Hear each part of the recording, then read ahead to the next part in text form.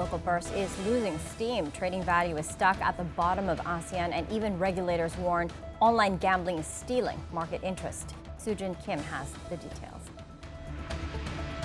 In Philippines is the first stock exchange in Asia.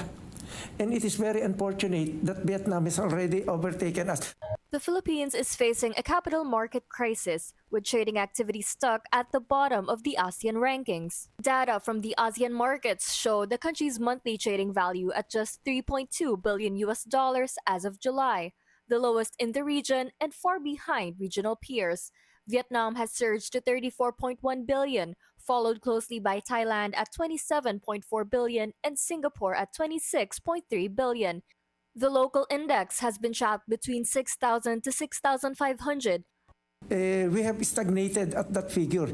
A sign of structural weakness and inability to attract sustained investor interest. One factor blamed for this decline is online gambling. Ang kompetensya ngayon ng investment sa stock market is gambling. The gambling sector is actually competing and actually beating the stock exchange. Kasi sa stock exchange, you have to establish an account. Commissioner Quevedo says the SEC was one of the first to recommend cutting off the gambling sites' access to e-wallets to help direct funds back into the capital markets.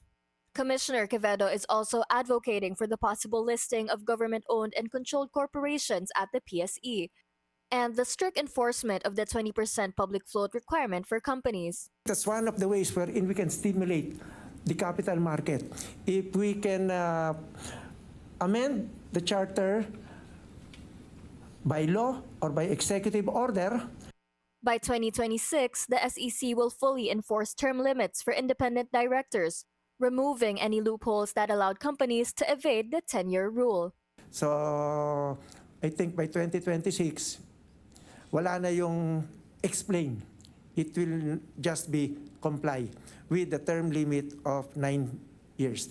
The SEC is also set to require that at least 20% of board members in listed firms be independent directors, a move aimed at strengthening corporate governance and investor confidence. Jin Kim, Billionaire News Channel.